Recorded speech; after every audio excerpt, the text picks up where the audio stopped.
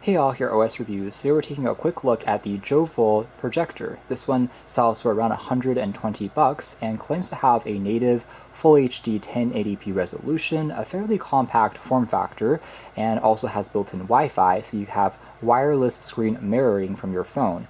Again, the pricing of projectors have come down quite a bit in the past few years. It used to be that a full resolution 1080p projector would have easily sold for $200, if not higher, so it's good to see it's becoming much more accessible if you're looking for a projector still. Other specs include having what they claim as hi-fi stereo speakers built on in. Again, pretty easy to take with you and has what they're saying as a fully sealed optic design and prevent dust from getting into the lens. And it also has what seems like a keystone correction function, so you can either offset it and it will still look correct when you're putting it onto a wall. Getting upwards of 120 inches if you are 10 feet away. 2 feet away will get you a virtual screen size of around 30 inches. One thing I will say though out of the specs, which is a little bit more conservative, would be the brightness level. This one here is rated at 100 ANSI lumens, which is a little on the lower side, meaning you do have to be in a relatively dark space for it to be the clearest. Some of the other specs here, we do have a full-sized HDMI port. Inside we do get a pretty fancy carrying pouch, which is neat to see at this price, and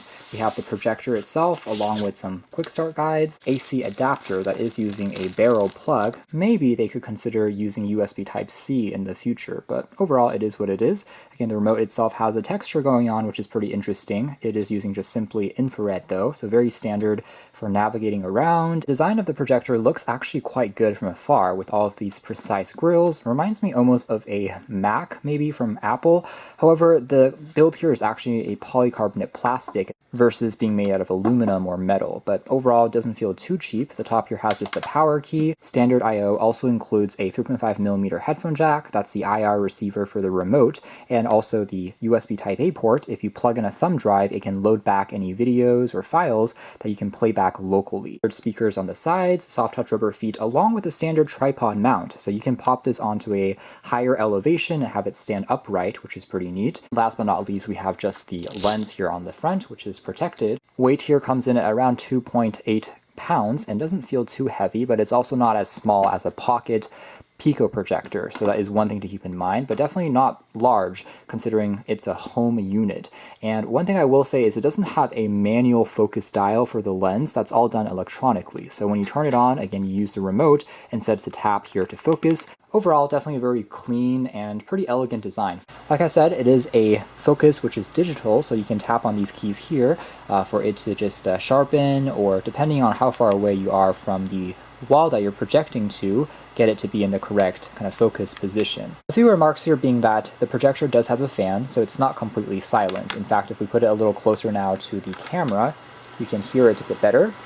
That's the kind of background noise that it produces. So not too bad, I would say, especially as you're playing back some music or sound, but it is just a small white noise. And it is not a rechargeable unit. So unlike some of the other Pico pocket projectors, if you unplug this from power, it will turn immediately off unless you use a power bank of your own. You jump into settings, we can take a look at things like the sound. I can also toggle through a few presets, including music mode, movie mode, sports mode, and this will allow you to also tune the bass as well as the trebles. Flip the screen orientation, so if you want to kind of adjust it, you can also mirror the screen, or if you're putting it onto a ceiling. There's even a noise reduction mode. If you really think the fan is bothering you, you can try a low, medium, or strong, but that will also perhaps make the projector a little bit warmer at times. Peripheral basically allows us to go between HDMI source, USB, or casting our screen using Wi-Fi.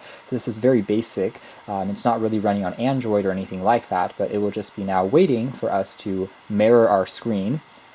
And then after a second, it should hopefully start to mirror the screen that we have on our phone over onto the projector, as you can see there. You might use this to share a presentation or a photo that's found on your phone directly to this larger display. This is just a quick example of what it's like if we were playing back a game here on the larger display. Again, a little bit latency, but also not too bad, especially for just a simple game like this, or if you want to do, again, just sharing a YouTube video, a photo. Those things can all work pretty well and fairly smooth enough as far as the overall experience is concerned. Now, of course, if you did want the best possible latency and overall quality, I would say wired is still the way to go. And for things like computers and gaming consoles, that would be the best option that you would have. this is the quality that you can expect. So colors do look pretty decent, although it still is maybe a little bit on the soft side at times, but at least text details are definitely legible if you are looking closely. So that means if you're also giving a presentation, things like words for the most part and visuals will still be readable, even if it's not pin sharp or a 4K projector at the end of the day. Now speaking of, let's try playing back a quick track here and also listen to what the speakers are like.